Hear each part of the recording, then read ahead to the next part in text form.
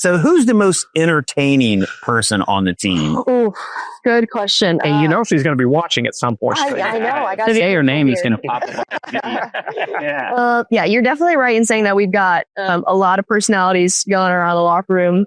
That's for sure.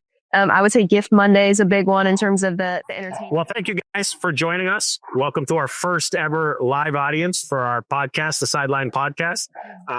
We have a special guest, Kate Wiesner, joining us from the Washington Spirit and the U.S. national team. We're going to talk to her a little bit about her growing up, her soccer journey, and how she ended up here in Northern Virginia playing for the Washington Spirit, and kind of how she got to the U.S. national team. So, Kate, thank you for joining us.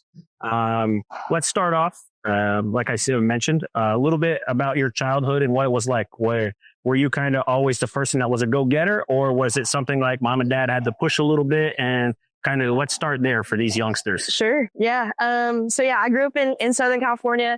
I'm an only child, so it's just me and mom and dad growing up. My dad was a college soccer player. So soccer was always going to be the first sport that I tried. There's a couple of pictures of me as a real little one, not able to even walk or really sit up yet with a little soccer ball here. So, I think it was destined kind of from the beginning for this to be my sport. I started playing AYSO, which was our local kind of rec thing growing up in Southern California, and like from the jump, just loved it. Would always there'd kind of be, when you first start, there's like a swarm of kids kind of just like rolling around the ball, and I was always the one that was like hanging out outside waiting for it to pop out, and then it would come out and I would go on and dribble and try to score. I think from the DNA I really kind of like fell in love with the game, and it was also something that really I got to do with my father. I was really lucky to have kind of that influence in my life, and we spent countless hours just kind of playing and kicking the ball around in the backyard with each other. I always got to be Team USA, and he had to pick some other country in the world to play against that day, and he kind of was a dad and built-in older brother in a way, and that's kind of I think where my like love for the game really started. And I think even now it's kind of like when things get challenging as a pro, you're doing this as a job, having to show up every day, like those kind of moments where I first fell in love with what I was doing, I kind of leaned back into those to carry me through some of the moments where, hey, I'm just not feeling it today, but I'm doing it for that little kid who just loved playing in the backyard. Was your dad your coach? He was my coach for a little bit growing up, but actually probably when I was around 7, he kind of stepped away from the role of coach and just became dad. And I think that was good in a way. And still, giving me tips and stuff in the backyard, and he had some soccer experience, but he also just let my coaches be coaches, and didn't really try to step in all too much. That's important. I agree with that. I think that's a good way to do things. Let the coaches be coaches. I was guilty of that. Not doing that when I was a parent of my kids. But so you grew up, you played a lot of soccer, obviously. Did you do any other sports growing up? I did one season of softball. I would stop every grounder that came my way with my feet, because that was just the most natural thing for me to do. So that wasn't really my sport. I figured that out pretty quick. I did some track and field, some long jump growing up as well, which I think kind of helped with the speed and explosiveness element of it. But really, to be honest, I'm not all that good with my hands. So it's pretty much been soccer for me from day one.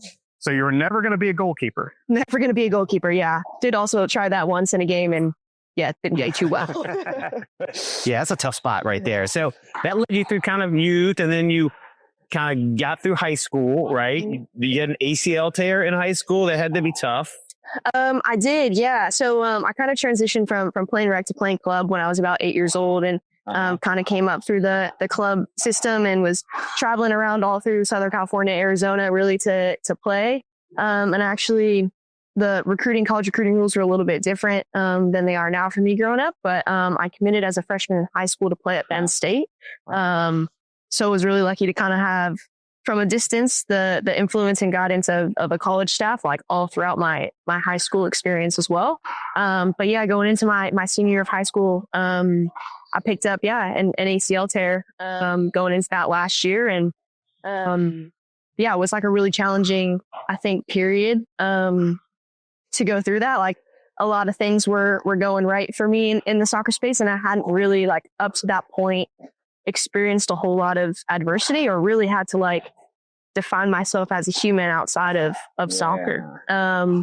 And so kind of went into this like transition period last year, high school, starting college, like with an injury. But I think it was like a really important season for me to be able to step away from the game a little bit and kind of find an identity in who I was outside of the field. And to be able to kind of carry that identity with me going into college was really important for me to be able to figure out before I went away, moved away from home and started a new chapter. Was there, I'm curious, when you say that you knew Penn State as a freshman, what kind of pressure? Did you feel more pressure with that? Or you're probably training all the time in high school, and it would seem that it could be overwhelming. Yeah, definitely. I think it adds an element of pressure to, commit to college at such a young age. I was really blessed to have a really supportive college staff who was like really invested in my growth. And I think kind of knowing that they really valued me from a young age and just wanted to see me succeed, I think kind of helped take some of that pressure off. It wasn't like, oh, I have to impress these college coaches to try to commit somewhere. It was, okay, I committed early and then had the support of a staff throughout my high school career as kind of the backup or encouragement rather than too much pressure. How did Penn State find you in Pasadena? That's a long way from home. Especially at a young age, like deciding going West Coast to East Coast. How did that come about? So I think kind of being an only child, I've always had a little bit of a sense of independence about me, and was raised by really loving parents, but also wanted to get out and see a little bit of the world, right, and do something different. And had quite a few California schools who were trying to recruit me, but ultimately decided that I wanted to go and see a little bit of the world and do something different and push myself like outside of my comfort zone and try something and go to a program that I knew was going to push me and challenge me, not only on the field, but off the field as well, in terms of character development and just, being a good human. That was really important to me in the recruiting process. And so, Penn State ended up being a pretty perfect fit. But I think they first found me, kind of like end of 8th grade, beginning of freshman year of high school. We'd play in kind of these like showcases around Southern California, Arizona, where college coaches would just come and watch a team play. I was lucky to be on a talented youth club team. And so college coaches were coming not just to watch me, but some of my other teammates as well. So of course, we got quite the crew of coaches there on the sideline to play for. So to go along with that, talking about the recruitment process, obviously you wanted to expand and explore the country and the world a little bit, but what were some of the things you looked for when you were going through that recruitment process? Like, what was it about the school, the coaching staff, those type things that kind of went through? Yeah, definitely. I think like for me, obviously the soccer was a really important piece. Like I wanted to be at a program where I felt like the kinds of things that they were asking players to do aligned with, what I believe was going to make me better, was going to challenge me to grow in terms of style of play as well. Like I think that, I went to a Big Ten school because that was something that I didn't necessarily get in Southern California. It was a lot more pretty technical soccer, right? I needed an element of like grittiness to my game that I could only get going to a Big Ten school or having to play against girls from Nebraska and Michigan and Ohio. Right? Sounds like the Big Ten, like in every sport. All right. Totally. So I knew that was going to be a challenge for me, but something that I needed to add to my game if I wanted to make it to the next level. So that was a huge thing for me to look at. It just like, okay, where are the gaps in my game? How can I go to a school that's going to challenge me and allow me to add and fill those kind of gaps in my resume in order to make it to the professional level, which was my goal. But really, most importantly for me was I felt like I was going to a program and a staff that was going to invest in me off of the field as well. And I went into college with an injury and actually picked up 2 other serious injuries my freshman and sophomore year of college and didn't really play much my first 2 years. And so being in a program where I was like kind of loved and supported and just like really honestly, I don't think that I would still be playing if it wasn't for that. Like having a staff that was investing in me as a person and believing in my ability to be resilient and bounce back from like a series of serious injuries. And like, I definitely ended up in the right spot because I wanted to pick a program where I felt like this is going to feel like home. It's going to make me a better person away from what I was doing or not doing on a soccer field. Right. That's awesome. Well, then you get drafted in the first round, right? By the Washington Spirit. We're glad to have you here in our backyard, which is absolutely great. So how's the transition going from college to professional? Yeah, it's definitely a big jump. It's definitely a big jump going from college to the pros. Again, I can talk about Penn State all day, but I think uniquely prepared me to kind of step into the professional environment. I think there's a lot of professionals in the league right now who've gone to Penn State, so I kind of knew a little bit what to expect, but I don't think ever you fully know what to expect stepping into a pro environment. I've been really lucky here at the Spirit as well to have like a really solid group of veteran players who there was 6 rookies who were drafted in my class and really just kind of like put their arm around us and showed us the ropes a little bit. But there was a learning curve, I think, definitely in terms of physicality, in terms of just speed of play, right? Like people are running at you a lot faster. You have to make decisions a lot faster. You have to know what you're going to do with the ball before it gets to you. And so I kind of had to like be moving at a pace that was like mentally, physically faster than I was used to. And I think that was kind of the biggest learning curve for me, was to be able to know what I'm going to do before I receive the ball, to be able to know how to defend players who are bigger, faster, stronger than me, have to be smarter with my angles of approach and things like that. And so those are all things that really just come with time. And I think, had a good preseason kind of lead in to kind of get used to that, of just like, oh yeah, I'm playing against real strong women here. And yeah, spent a lot more time in the gym too, like trying to add things to my game in that way to be able to kind of keep up and successfully compete. How soon after you got on the Spirit did you start? So I started in my first game, my debut, our first game of the year, my rookie year, which was really cool and very blessed that the staff trusted me with that opportunity. And it's not been all starting right since I've been here. Definitely had, picked up a couple injuries and also just dips and ebbs and flow in form. And I think that's the reality of being in a pro environment as well. It's hyper competitive. And so I'm not, every weekend that I go in, I'm not guaranteed to start. I'm not guaranteed to play at all. Right. And so like that week in training, I have to earn the opportunity to be in the lineup, earn the opportunity to get minutes. And really, I think that just helps sharpen the group as a whole, knowing that we have a roster of 25, 26 girls who are all competing to be in a starting order. To go along with that, I think that's tough that you've had challenges. You've seen the success of the challenges with these youngsters here. What would be some advice to go with that? Because like you said, you've had injuries, you started some, you don't start some. What would be some advice you give to these young ladies here? Yeah, I think kind of what I try to stay focused on. It can be really easy to stay focused on the outcome of things. Oh, I'm not in the starting lineup this week. Oh, we lost the game this week. Oh, it wasn't my best performance, and kind of get lost in the outcome, right? Like I wanted this to happen and it didn't, instead of focusing on, right, the process of how we get there, right? Emphasis on the little details that you're doing in training every day, the attitude that you're showing up with in training every day to every game, right? Like those little things add up over time. So even if the outcome in the short term is not what you want it to be, that staying focused on the process and just like controlling what you can control every day in your environment, that ultimately leads to big change, but it starts with the small details every day. Absolutely. That's some good advice. That's great advice. Yeah. Thanks for sharing that. So as a professional athlete, a professional women's soccer player, how many hours a day or a week do you spend on soccer activities?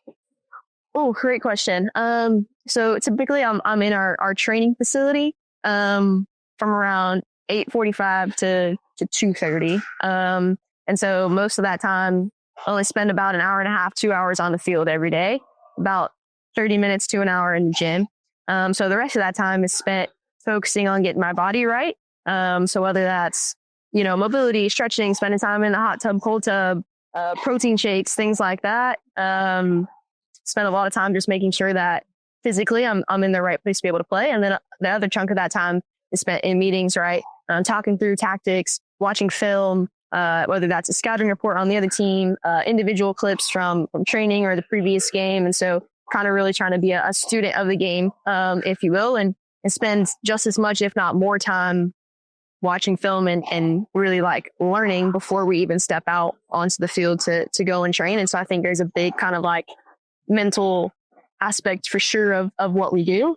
And I think like as a professional athlete, like I'm never really off, right? Like the time that I spend away from the training facility, I have to make sure that I'm hydrating, eating right, resting when I need to, like doing the things that I need to make sure that my body is ready to go. And then I spend a lot of time as well just watching soccer games, right? I think that especially for young people, like that is one of the best ways that you can learn, right? Is watching some of the best in the world do what they do. And even now as a pro, like I just spend a lot of time watching other people play, and how can I kind of replicate some of what I'm seeing people do on TV and add those little layers to my game as well.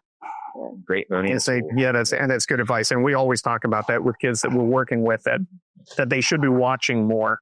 Definitely. And, we kind of tease them that I think soccer is probably not watched enough. They'll go play and they'll work hard at it, but they don't take time to watch. Yeah. And you said a couple of things that I was kind of catching as we were talking, not only watching, but the element of just being a good human.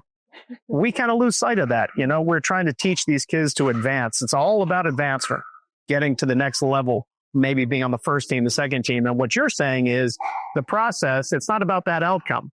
It's the process of how you make yourself better, maybe relative, I guess, to that team, how you play a role in that and the team gets better. And I think that everything you're saying, I mean, it's things that I think all players and all these kids should be listening very, very intently to, because it's good advice. Yeah, absolutely. And I think I've gone through seasons of my career, right, where I haven't maybe been in the minutes that I wanted to. I've been sidelined with an injury, and the things that really like matter the most in those time periods is like, how am I showing up as a human, like for my teammates, and being able to serve them and make them better when maybe I'm not in the role that I want to be in that moment. And I think at the end of the day, like when I hang up the cleats and walk away from the game, like those are the things that I'm going to be the most proud of, not necessarily how many games I've won or goals I've scored or championships that I have under my belt, right? It's how did I show up for my teammates every day in a way that made them better soccer players, made them better people. And like that to me is the most important element of being in a team sport and doing what we do. Absolutely. That says a lot about you, your character and you as a person. For me, I know we talked a little bit off air about the game of soccer, and the women's game is starting to grow, and they're doing the NWSL is doing a great job of promoting it. But in your mind, what can we do to continue to grow the game of women's soccer in America? Because we know Europe, it's big and everything like that, but in America, what else can we continue to do? Yeah, that's a great question. I think, we had the honor of setting the record, playing in front of 63,000 people last weekend in Denver, which was an experience I will never forget. Like, so awesome to be a part of that little piece of history. But really, I think like it starts at the grassroots, right? Of how can we invest in like young girls who love the game. And I think it's so awesome what we're doing at the Spirit too, of just like really being intentional of trying to show up in spaces like this, right? And to meet girls where they are and give them an opportunity to like see role models, to see women doing, like really like breaking down boundaries and barriers of like kind of like setting new standards for women's sports in general. And I think that like for you guys who are watching, like for young people to be able to see that and then be able to dream it, I think is really important. And then I think it's super important just as like coaches, parents, mentors, teachers, whatever it is just to like continue to like really speak that into existence over these young girls and say, hey, you know what? Yeah, there are these people doing it. And I want you to play in front of 100,000 people one day, right? And to be able to just kind of fuel those dreams and encourage. I think that like one young girl at a time is how we're going to change like the landscape of the whole sport. That makes a lot of sense to me. It does. That's well said. So Washington Spirit, I'm going to get not as serious now. So yeah, a couple of questions for you. So you're going to go rapid fire on her? No, not rapid. I'm saving that for later. I'm going to save that for later. I was going to say, rapid fire yet. No. So probably a great group of ladies that you're playing with there, but probably a lot of different personalities on the team, right? Yeah. So who's the most entertaining person on the team? Oh, good question. And she's going to be watching at some point. I know. I got to say her name is going to pop up. Yeah, you're definitely right in saying that we've got a lot of personalities going around the locker room. That's for sure. I would say Gift Monday is a big one in terms of the entertaining category. She's always dancing to something, always playing music, always doing something. Hal Hirschfeld also really great personality, lots of comedic relief coming from her corner of the locker room as well. And then I think you have Trin and Tara Rudd now, who are just kind of this like dynamic duo of laughs and shenanigans happening all the time. You never quite know what they're going to show up with, but you're always going to laugh at it. That's fun. It's good to be laughing in the locker room. I think it's good to have that. But I bet there's also somebody on your team that you would consider like the team mom. Yeah, I think that Andy Sullivan is pretty solidified in that role. Now she has an actual baby to take care of. My friend's daughter is their nanny. Oh my goodness. There you go. Kelly Sutton is her name if you're watching. But yeah, but she definitely still, even now, I think is more solidified in the team mom role, is always looking out for us. Wow, that's you awesome. had mentioned off air about the different personalities and people being at different stages, like you talked about Andy having the baby. How do you ladies incorporate that where you're all at different stages but still find a way to get that team camaraderie? Yeah, I think that's one of the like really cool things about being in the pro space, right? In college, everyone's in the same stage of life, right? You're all kind of learning and growing together, and then you step into the pro environment. And I had some really wonderful role models like in Andy Sullivan and Aubrey Kingsbury and Ashley Hatch, right? To look up to, who've been in the league for a long time, but also like are now kind of like building families and starting this next chapter. And so to be able to walk alongside them in that and support them and support their little ones around is really cool. And also to see kind of like the wisdom and the guidance that they're able to pour out to us, like younger players on the team, and just say, yeah, this is what I've had to walk through in my career. You're probably going to have similar experiences. And this is how I made it through on the other side. Like, it's really cool to have that wisdom. And then also be able, like, for them, hopefully that us like kind of younger players are bringing some fresh perspective and some new ideas and challenging the status quo a little bit. And I think we've landed in this like really sweet spot of the spirit of having a really good balance of both of those things. That's cool. Yeah, it's fun. Yeah, but great experience in the spirit, and looking forward to watching the team this year for sure. And it's exciting that, you guys are always doing well for that way. It seems like every year. So it's fun to watch. But you've had another great experience in your life that you played for the U.S. national team. And I think when you think of soccer in the United States, men's, women's, whatever, you kind of fall back on the U.S. national team a lot. That's what people think about with soccer, I think. So tell us about your experience with that.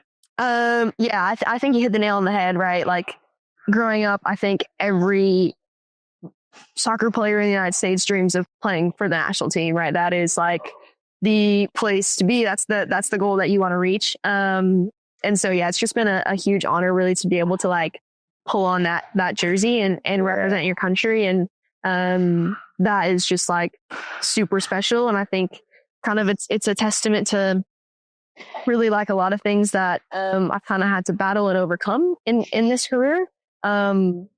And also just like this fulfillment of this like lifelong dream and just like kind of what you can accomplish when like you refuse to quit. For me, that's kind of what it's represented. And it's just been a lot of fun and a huge honor to be able to do that. And like, yeah, every game I've played with the national team is a moment that I will not forget. Talk us through how that comes around. So you're hanging out playing professional soccer for the Spirit. You get a call. Does your coach say, hey, by the way, the national team is interested? Or are you just sitting at home one night watching TV and the coach of the national team calls? I've actually found out through email. So yeah, pretty much just hanging out at home, getting ready to go to bed actually, and checked my email one last time. And there was an invitation to come into camp. Wow.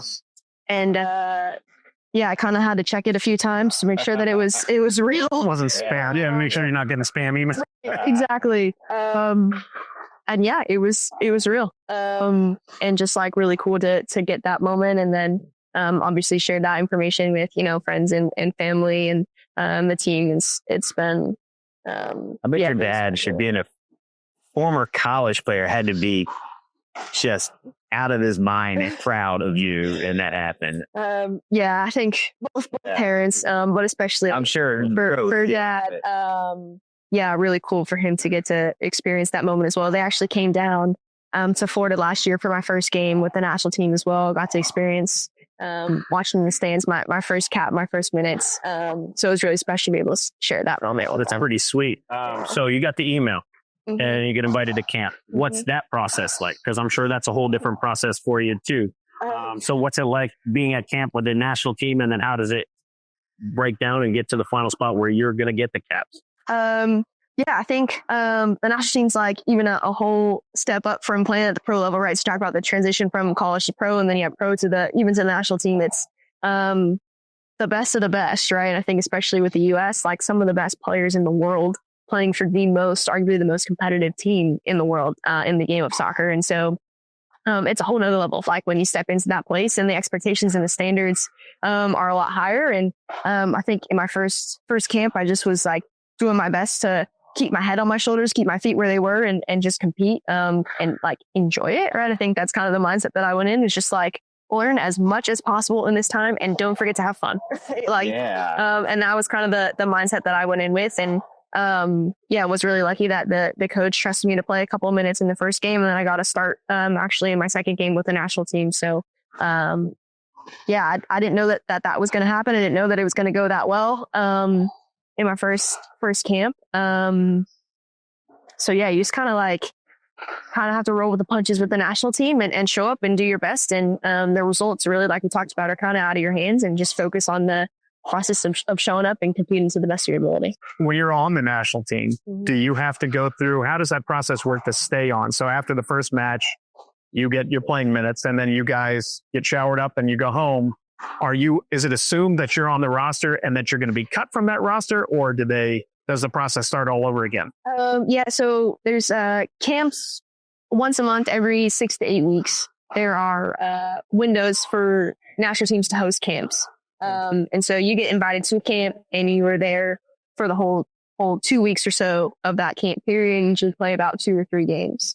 Once those games wrap up, you go back to your respective club team environments, and you sit and wait around for another email to see if you're invited back to the next camp. So you really don't know if you're going to be on the roster. And I think that's part of the competitiveness of the team too, is like every camp you're fighting not only to get minutes in that camp, but then to be invited back to the next one after that.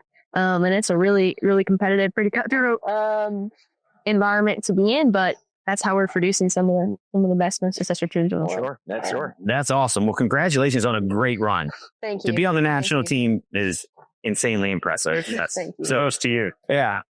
Before we finish up, there's a couple little things we like to do here. Well, I like to do. We're watching Scotty do. Yeah. This is fun. So, I like to do some rapid fire questions with our guests sometimes. All right. Some fun ones. And I wrote down a few here. All right. So you live in Northern Virginia. So Yes, sir. everybody here probably lives in Northern Virginia. So what's your favorite restaurant? Ooh, favorite restaurant. I really like Sidebar in Leesburg. That's one of my faves. Great ambiance. Good spot in there. Yep. Sidebar. That's a good spot. My wife loves that spot. All right. Good to know. Mia Hamm or Abby Wambach? Oh, I would say I personally watched more of Abby Wambach growing up, so I would say Abby Wambach. Okay. A good one. Taylor Swift or Bad Bunny? Don't upset somebody. Yeah, this is a hard question. I think I'm gonna have to say Taylor Swift though. Scotty goes for Bad Bunny. Oh, really? I can tell you one Bad Bunny song. Put me on this. Wow. I can tell you some Taylor Swift songs though, but okay. Coffee or energy drinks? Oh, I'm a huge coffee girl. Huge coffee girl. Okay. Yeah. Well, good. And the last thing we like to do here is we like trivia. So we like to do trivia. Do you like trivia? Don't worry, we're not great at it. So maybe some people can shout it out here. Okay. So Be phone and a friend. I think it's a soccer question. It's a female soccer question as well. So here we go. Here's the question. Who is the all-time U.S. national women's team on the U.S. team who has the most goals all time? 184. 184. I think it's Abby Wambach. And you are Yeah. And she answered. Look at that. I'm going to say Mia. It's nerve-wracking right there. That was a lot of pressure. very good. 184, which is impressive too. That is very impressive. Yeah. Not that. So, all right. Well, Now, this has been, it's exciting to have you, and we're glad that we were able to put it together. We thank the Spirit for loaning you to us for a couple of hours here today. So now is the best part of from the vantage point of everyone here, they want to have some things signed, some interaction with you. They're probably tired of watching us ask questions, so they're going to ask you.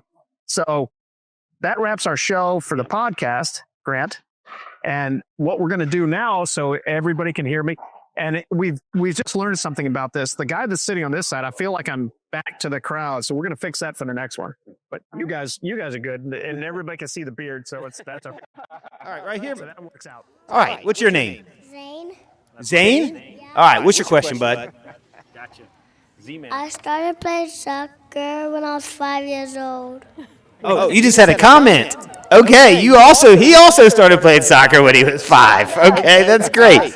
Okay, we'll make our way. Okay, I missed this young lady over here. All right. What's your name? Abby. Okay, Abby. What's your juggling record? So I haven't counted in quite a while.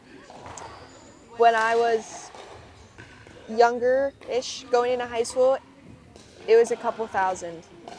A couple thousand? That's insane. Can you do Almost that? as good as Scott. You can't do that? What's your record? 60. 60? That's impressive, too. You know what my Wow. very first juggling record was? 4. So you're ahead of her? That's awesome. Great. Did you have a question? Okay. Okay, making my way this way. All right. We got this cat back here. All right. All right, what's your name, my man? Alex. Alex, what's your question? What position do you play? Oh, that's a good. We didn't talk about that. What position do you play? I am an outside back. Do you know what that is? What's that? I think so. Okay, you think so. All right. We'll come over this way. All right. What's your name? Charlotte. Charlie, go ahead. As a defender, what is the worst case scenario against an attacker? Worst case scenario? I think worst case scenario is if I know they're faster than me, and there's a big ball played over the top, and I got to go catch them. Not fun. There you go. Okay, you're up. What's your name? Eva. Eva, what's your question? Did you ever play any other sports besides soccer? I did. I played one season of softball and a couple years of track and field. Okay. What's your name? My name's Sloan. Oh shoot! Wait, I forgot my question. Hold on. I think it.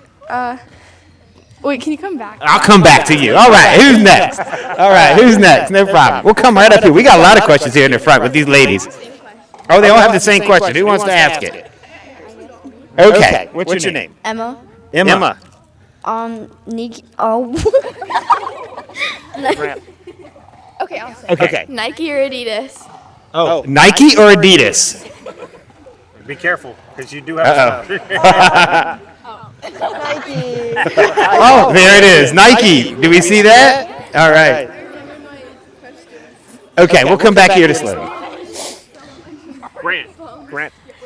Would you be interested in playing other positions? Was I or Would you be interested in playing other positions? You know what? If I'm asked to play another position, I will absolutely do it. Happened to me a couple times in college, and I was just happy to be on the field, to be honest. And I think the same still applies now. Awesome. Okay, this young lady has something. What's your favorite? Oh, I'm Cameron. And what's your favorite part of being a defender? Ooh, I like this question. I think the best feeling as a defender is when either you're like matched up 1v1 and you like make a really good tackle and come away with the ball, or you get a super good block in on a shot that's like looking really dangerous. And I think like as a defender, those moments don't necessarily get like celebrated as much as scoring a goal, right? But they're just as, if not more, important. And so our like back line of defenders and goalkeeper do a really good job of like hyping each other up for those moments. Good question. All right. I'm Maddie, and what's your Starbucks order? What's your Starbucks order? She's a coffee person. I do love coffee. I'm a little boring. I just like a cortado. That's my Starbucks order. Do you know what that is? I don't know what that is either. It's espresso with not a lot of milk. Espresso with not a lot of milk. Coffee a lot. Okay, I don't got want- it. I want to taste the coffee. Okay. I'm Katie, and if you need like motivation mid-game, what are you saying to yourself? Oh, that's a good question too. I think for me, like, when I struggle the most is when I get in my own head too much. So if I'm feeling like, oh, I'm not super motivated or whatever, I'm in my head, I've made a couple of mistakes, whatever, my first go-to is to get out of my own head and think about my teammates, right? So if I'm not feeling good about how I'm playing, but my teammate next to me makes a really good tackle that maybe makes up for my mistake, or they just make a really good play, like, I go to celebrate them. And that helps me not think about myself too much, and helps me like kind of like reset and focus on the game as a whole rather than get in this like little tunnel of my own personal performance. Wow, that's a great answer. Did everybody hear that? I like that answer. That's very good. All right, who's next? Okay. What's your name? Hi, Elby. Okay. How do you mentally prepare for a game? How do you mentally prepare for the game? Also a good question. So everybody's a little bit different in how they prepare. If I get myself like too hyped up, I find that I get too nervous, and that's like not my sweet spot. So actually in the locker room, like a lot of times people are playing loud music, dancing around, whatever. I'm like a little bit more chill, a little bit more low key, just kind of like stretching, doing my thing. And that kind of helps keep me centered so that I don't get like too anxious or too nervous to go out there on the field, especially like if I know we're playing at home and there's a lot of fans in the crowd, like that's an energy source for me. So I don't necessarily have to get myself too hyped up because I know that the crowd's going to be behind me. And actually if I get too high, that's not a good place for me to be either, right? So I think it's kind of the sweet spot of I don't want to be too hyped up that I'm super nervous and like missing passes because I have too much energy, but I also don't want to be too low, right? So I think it's kind of like doing some self-reflection, monitoring how I'm feeling. If I'm starting low that day, then I need the loud music and the dancing to get me to where I need to be. But just I think as I've like kind of matured in this is finding that sweet spot of not too high, not too low, and understanding what I need to do to get myself in that right spot. Sounds good. Anybody else over here? Okay, coming to you. I'm Reagan. Is there any advice you could give to like a younger you? That's a great question. That's a really good question. Yeah, I think I've done an okay job of this, but just like I think I touched on it a little bit earlier, of just like to younger me would just to be like to remember all of the moments where I've like had a lot of joy in the game and to use those moments as motivation for me going forward. And so I think that advice I'd give to younger me is just to like enjoy the moments as they come and then like almost store up those moments in my like bank of joy to be able to pull from when I'm not really feeling it. All right, awesome. Coming across. All right. I'm M, and if you had to pick which team, would you pick U.S. Women's National Team or Washington Spirit? I'm really, really happy that I don't have to make that choice and that I get to play for both of those teams. And I think they're both like really unique in their own right, and that playing for the Spirit, I have this opportunity to really like kind of plant roots and to be able to connect with this community, right? To be able to connect with people like you in moments like this, to be able to connect with our fans who come out and support us every week. Whereas with the national team, I have this huge honor of getting to play for my country, right? And that's a huge, huge deal, and I love that. But I don't necessarily have the investment and roots of like being in a specific community for an extended period of time, right? So I think that that's what makes playing for the Spirit so special, and then playing for the national team, obviously you have that added honor of representing like your nation and your country, and so both are really unique and special in their own way. Good question. I think you put her on the spot there. All right, who else has one? I'm Kohana. When you were little, what did you want to grow up to be? Good question. I think I'm really, really blessed in that this was the dream, and to be able for it to be a reality every day, like I still kind of have to remind myself of how special that is. There you go. That's awesome. Look behind you. We got a couple more. Oh, okay. Over here. All right. We're going to come this way. We got another one here. Oh, that didn't get to you yet, did I? Hold on. Sorry. I'm Noelle. If you ever did you ever break a bone? If so, which one? So I broke an arm when I was younger. I broke my thumb, and then I've had 3 knee surgeries, and I also had a hip fracture my first year as a pro. Wow. So yeah. She keeps grinding though. Look at that. She's tough. Okay. Who wants it? We'll come down. I'm Cameron, and I know. What's the weirdest thing you've signed? I was asked to sign a diaper once. Oh. Wow. That was a little weird. Wow. Yeah. That's weird. It was a clean one, right? It was clean. Okay. I just want to make sure of that. I think anyway. Yeah. What's your favorite like hairstyle to do for like a game? I call it the croissant. I don't really know how to describe every. It's like a bun. Yeah. That's every game I rock that. Yeah. There you go. Okay. You want to rock a croissant? Okay.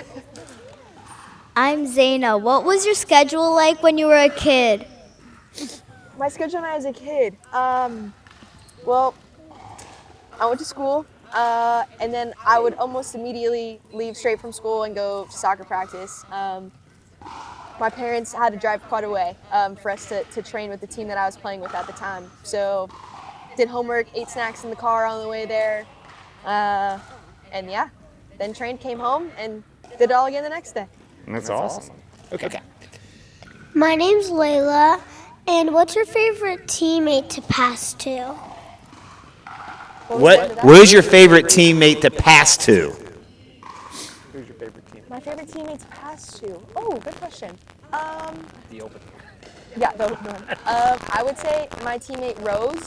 She's super fast, so I know that I can hit long passes to her, and she's gonna get there every time. All right. And this one has a Penn State. I know, You see yeah, that? very first All question. right. That's awesome. All right.